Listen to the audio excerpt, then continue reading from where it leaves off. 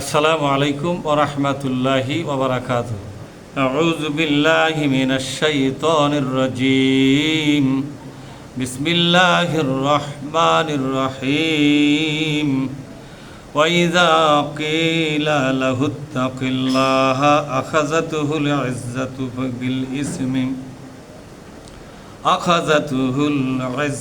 বিল ইসমি ফাহাসবুহু জাহান্নাম ওয়ালা বিইসাল মিহাদ। আমরা আল্লাহর দরবারে শুকরিয়া আদায় করি, বলে আলহামদুলিল্লাহ। সালাত এবং সালাম বিশ্ব নবীর প্রতি সাল্লাল্লাহু আলাইহি ওয়াসাল্লাম। সম্মানিত ভাইয়েরা, আপনাদের সামনে সূরা বাকারার 206 নম্বর একটা আয়াত পড়লাম। এই আয়াতের মাধ্যমে আজকের আলোচনা ইনশাল্লাহ শুরু হবে।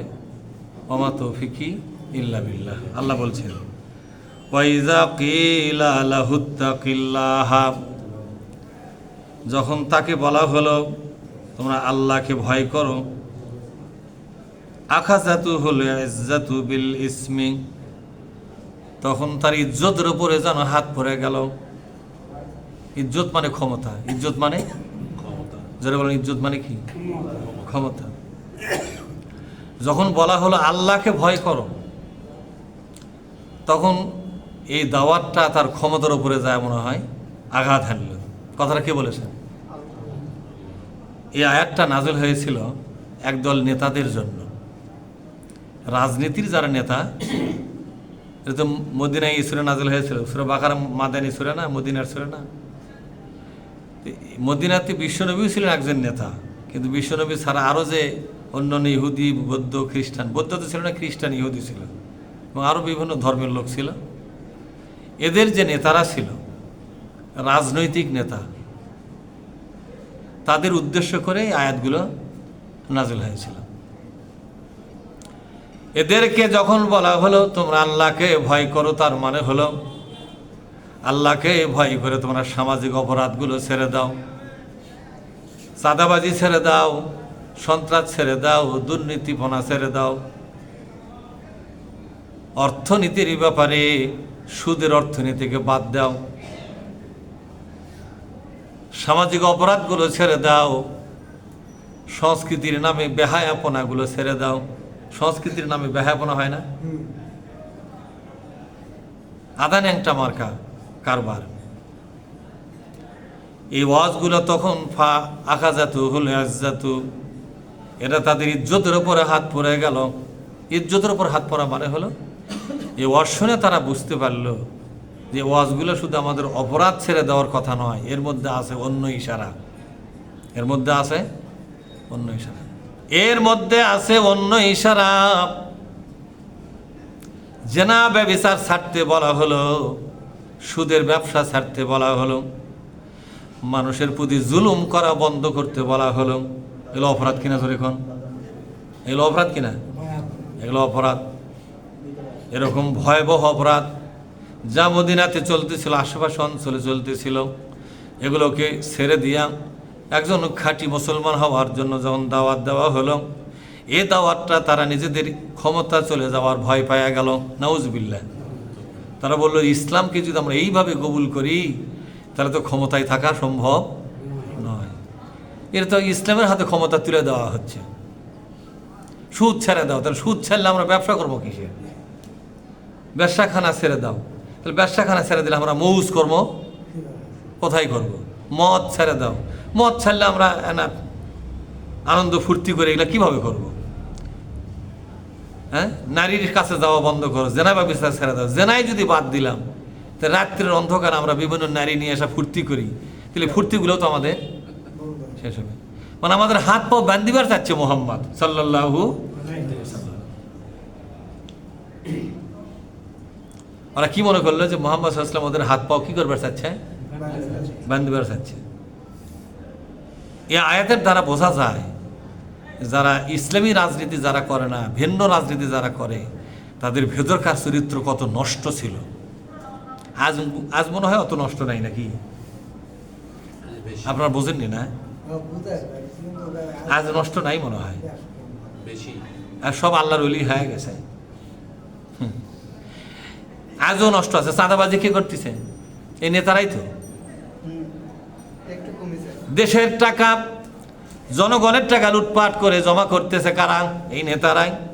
তা আল্লাহ তাআলা বলছেন, যখন ওদেরকে বলা হলো ওই আল্লাহর ভয়ে অপরাধগুলো ছেড়ে দাও, সামাজিক অপরাধ, রাজনৈতিক অপরাধ, অর্থনৈতিক অপরাধ, সামাজিক অপরাধ, সাংস্কৃতিক অপরাধ, যা কিছু তোমরা করতেছ সব ছেড়ে দিয়ে খাঁটি মুমিন মুসলমান হয়ে যাও।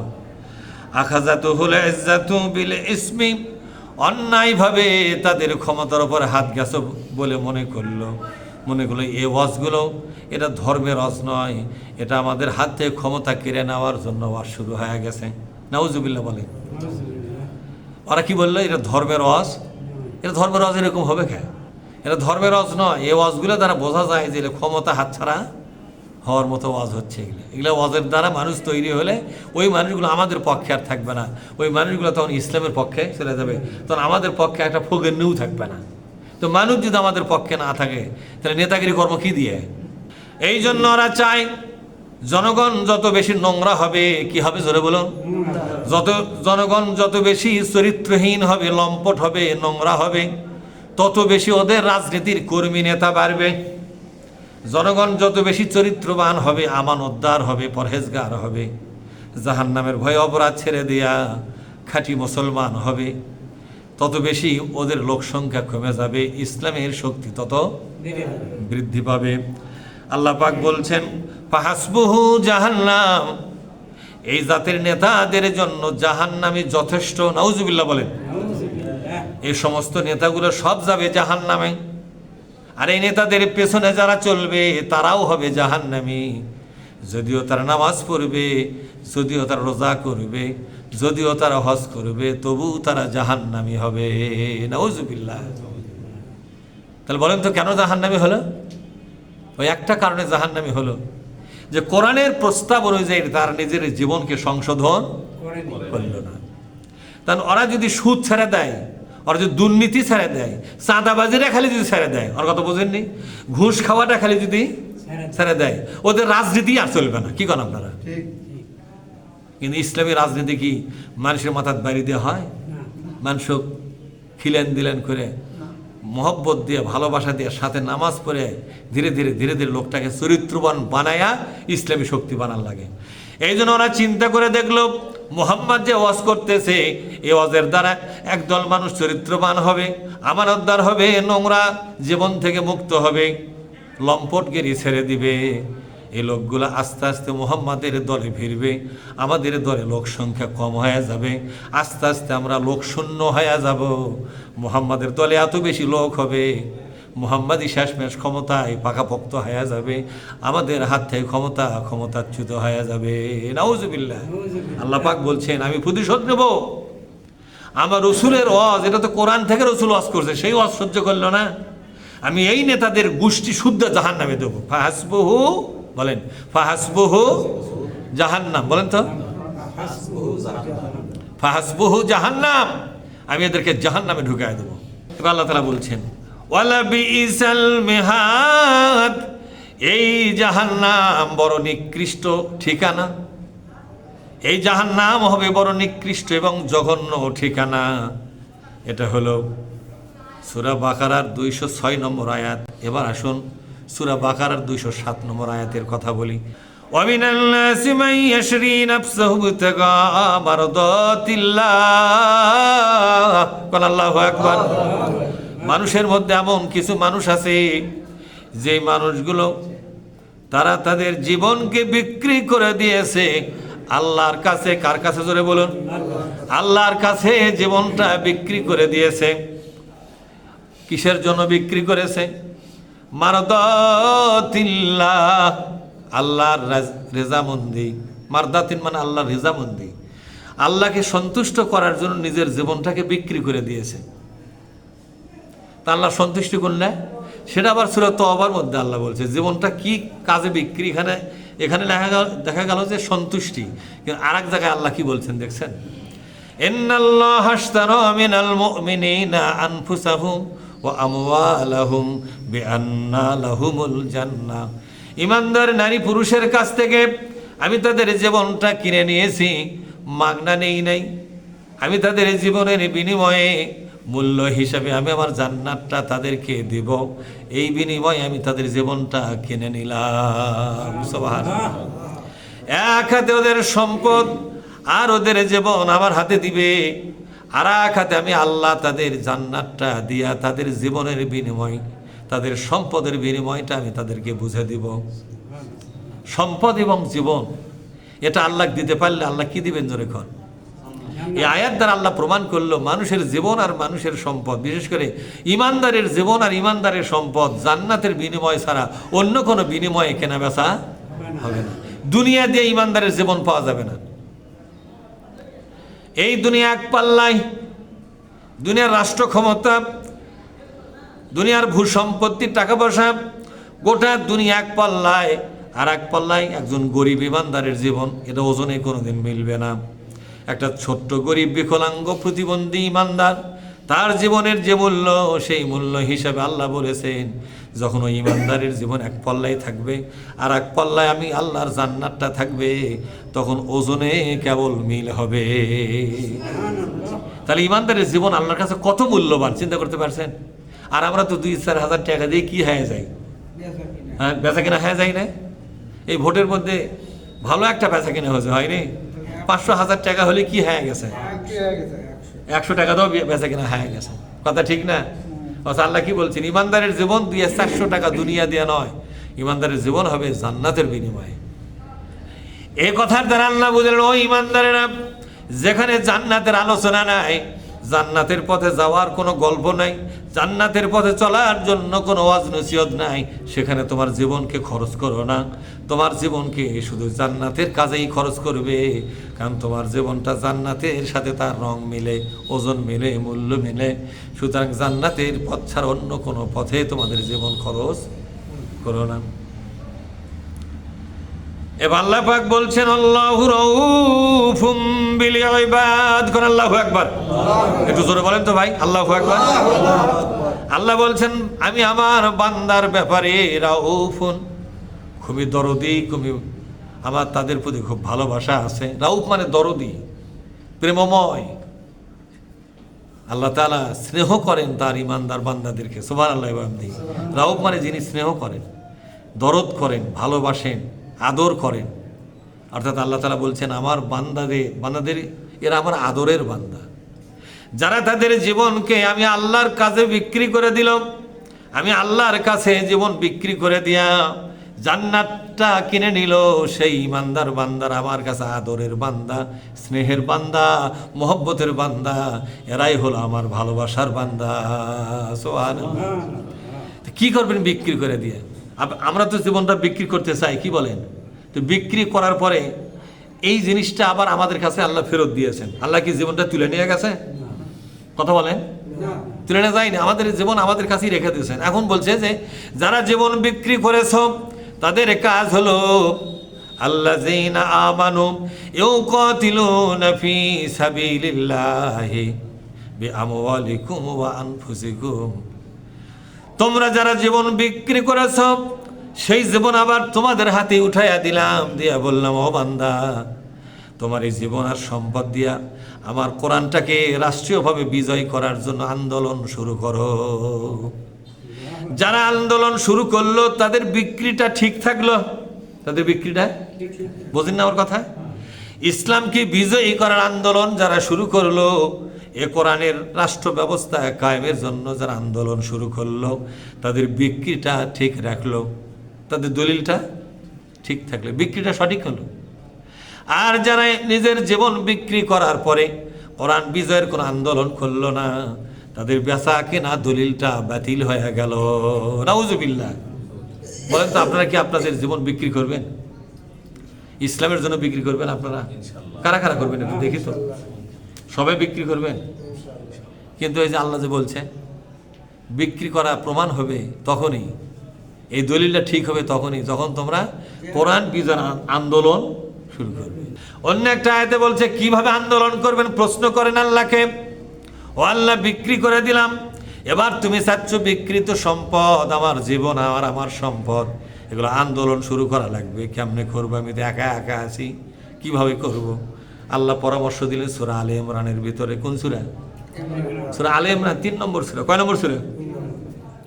ওয়ালতাকুম মিনকুম উম্মাহ, তোমাদের মধ্যে একটা রাজনীতির দল খাড়া হবে। কিসের দল? রাজনীতির দল খাড়া হতে হবে। রাজনৈতিক ময়দানে রাজনীতির দল হতে হবে। ইয়ামুরুনা বিল মারুফে, যে রাজনীতির উদ্দেশ্য হবে আল্লাহর কোরআনকে বিজয়ী করা। ওই রাজনীতির দল ক্ষমতায় গেলে কোরআন বিজয়ী হবে, কোরআনের বিধান কার্যকর হবে। এরকম দলে তোমাকে যোগদান করতে হবে। সুবহানাল্লাহ। তাহলে পরামর্শটা সিরিয়ালি কে দিচ্ছে? আল্লাহ। যেরকম সিরিয়ালি কে দিচ্ছে? আল্লাহ দিচ্ছেন যে এমন একটা দল করো যে দলটা কোরআন বিজয় চায়, সেই দল করো। যে দলটা কি চায়? কোরআন বিজয় চায়।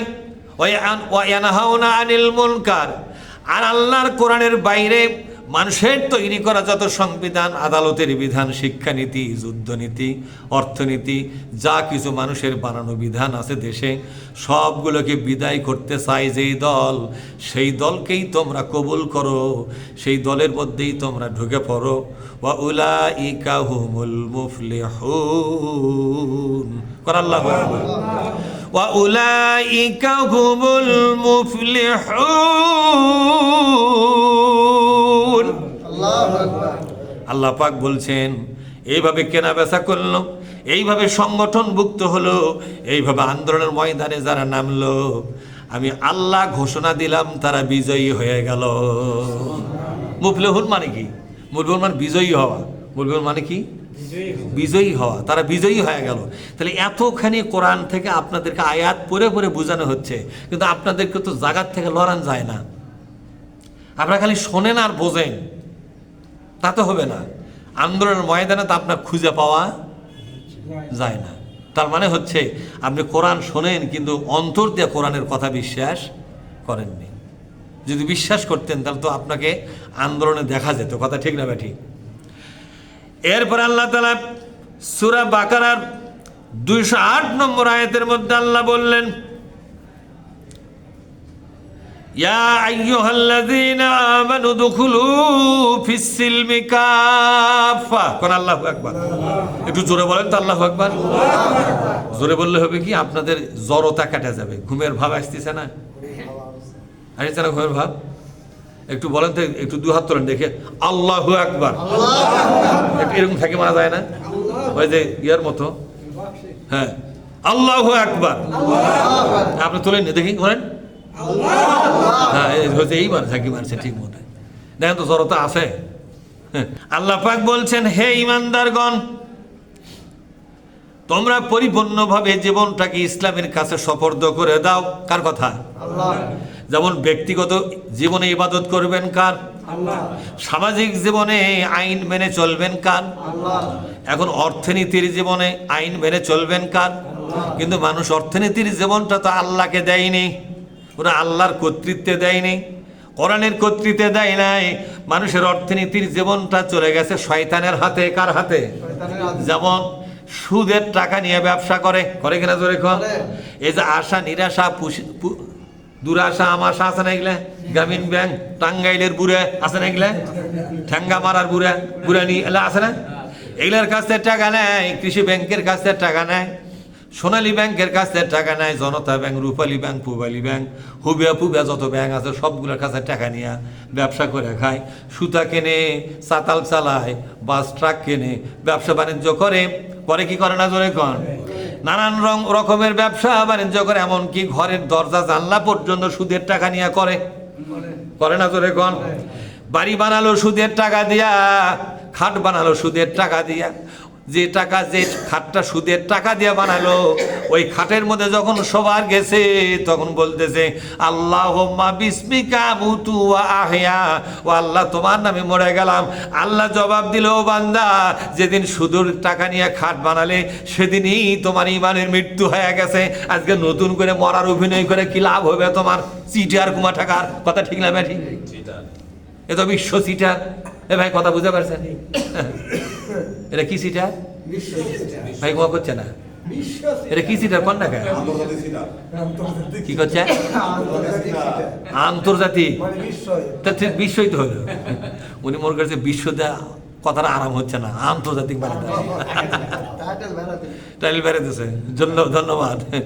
তাহলে কি বোঝা গেল সুদের টাকা দিয়ে যায় নামাজ কিনলো অথবা সুদের টাকা বাড়ি বানায়া সুদের টাকার বাজার ওপরে যায় নামাজ পড়ে নামাজ পড়তে স্যার বলতেছে জায়গা পাক বলেন তো জায়গা পাক আছে খালি যায় নামাজ পাক হলে হবে যায় নামাজটা যার ওপর রাখছেন সেই মাজা পাক সেই মাজা না সুদের টাকা দিয়ে তৈরি করা এ কথা কোন দেখে সুদের টাকা দিয়ে ভ্যান কিনে সেই ভ্যান পেলে সারাদিন খেটে খুঁটে বলছে আমি হালাল টাকা কামাই করলাম টাকা হালাল হলো যে ভ্যান দিয়ে টাকা কামাই করলো যে ভ্যানটা তো সুদের টাকার ভ্যান কথা ঠিক না ঠিক এই সারা চতুর্দিকেই মলো কথা ঠিক না এই চতুর্দিকেই মলো আল্লাহ পাক বলছেন বান্দা ব্যক্তিগত জীবনটা আমাকে দিলাম আর অর্থনীতির জীবনটা তুমি শয়তানকে দিলা এইভাবে তোমার জীবনটাকে ভাগ ভাগ করে ফেললে কি করে ফেললে ভাগ ভাগ করে ফেললে কোনো ভাগের বান্দা আমি নেব না ভাগ করাটাই হলো শিরকের গুনাহ করা তুমি তো শিরক করে ফেললে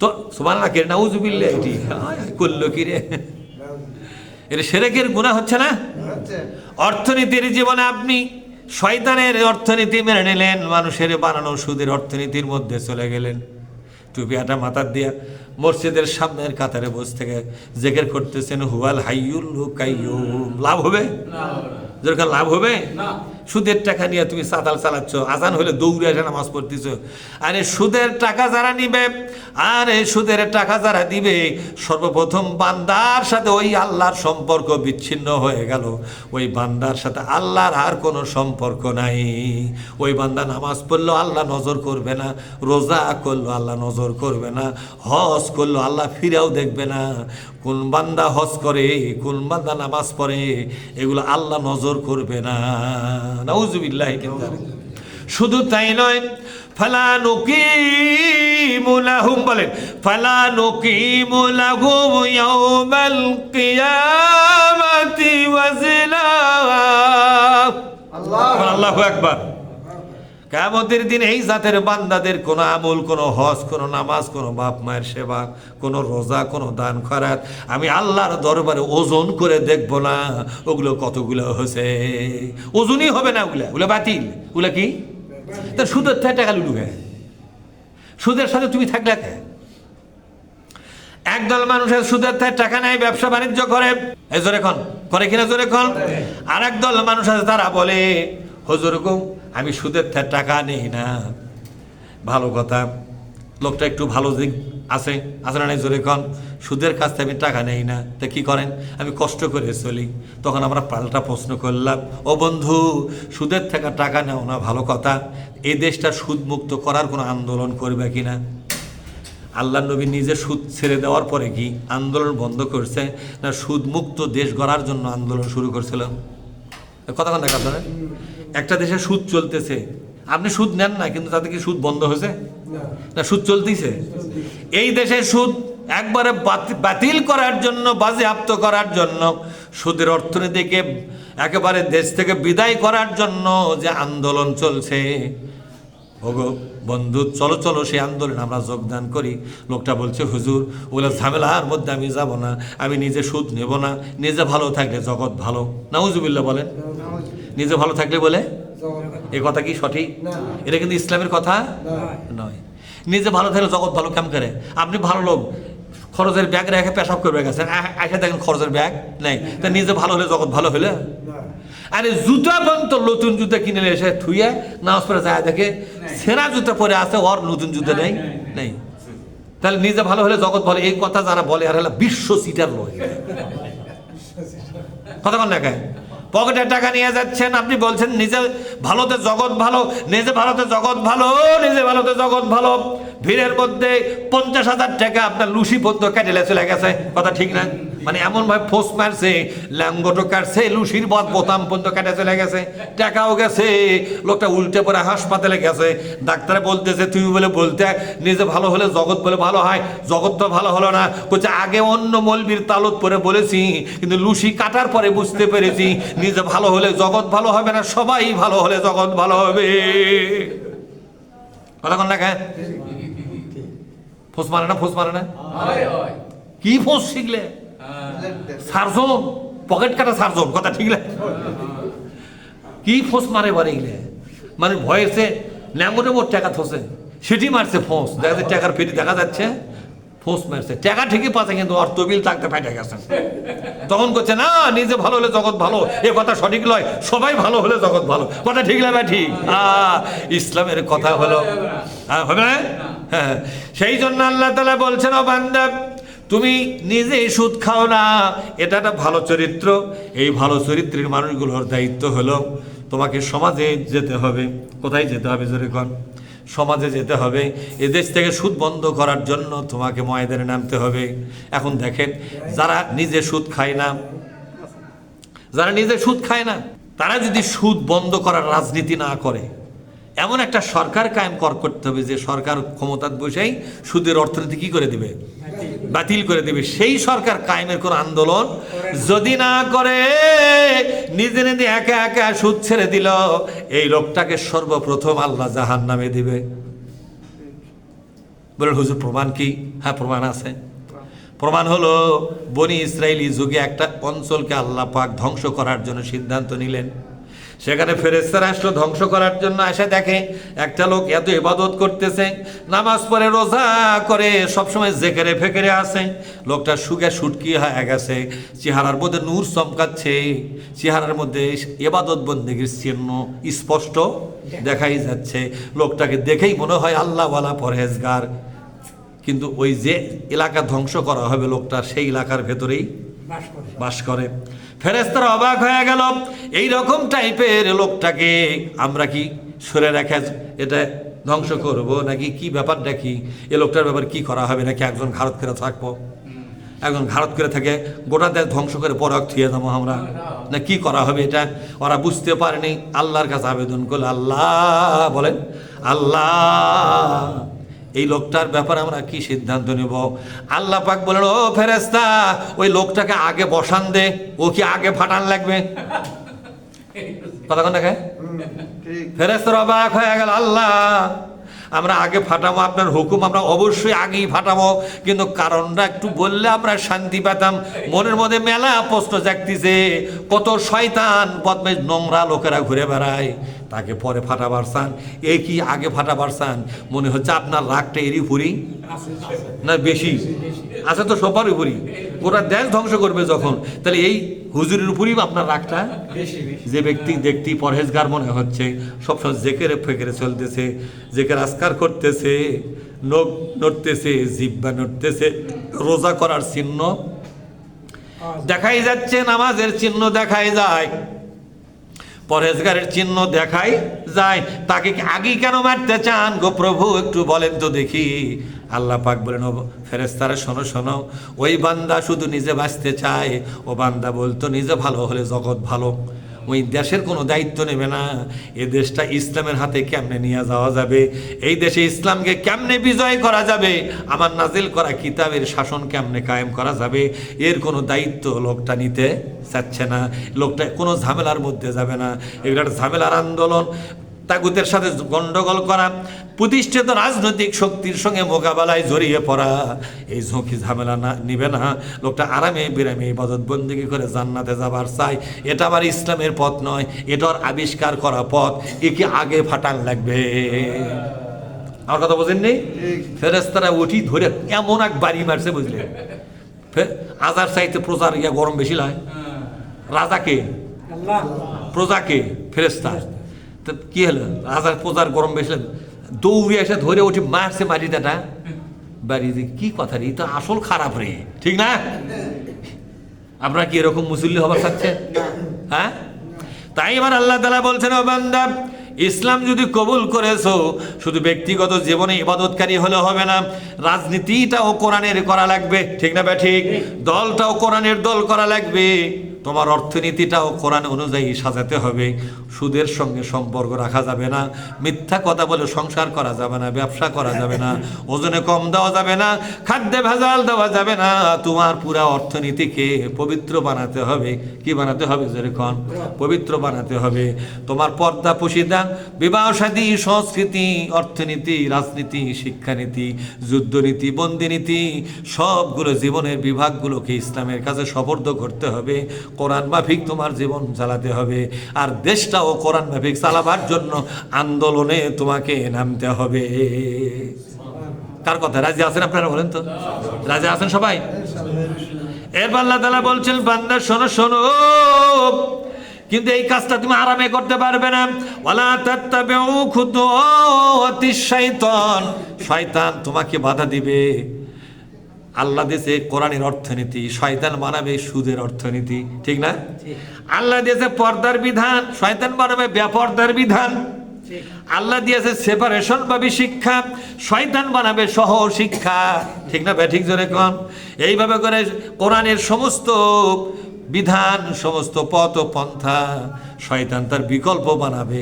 এগুলো তোমাদের সামনে হাতছানি দিয়ে ডাকবে, কিন্তু ওগুলোর দিকে যাওয়া যাবে না। তোমাকে ইসলামের পথে ফিরে আসতে হবে। আল্লাহ তাআলা বলছেন, ইন্নাহু লাকুম আদুব্বুম মুবিন, নিশ্চয় শয়তান তোমাদের প্রকাশ্য শত্রু। কে বলছেন এই কথা? শয়তান তোমাদের প্রকাশ্য শত্রু, অর্থাৎ তোমাদেরকে ইসলামের সঠিক পথে চলতে দেবে না। পদে পদে শয়তান তোমাদের বাধা দিবে।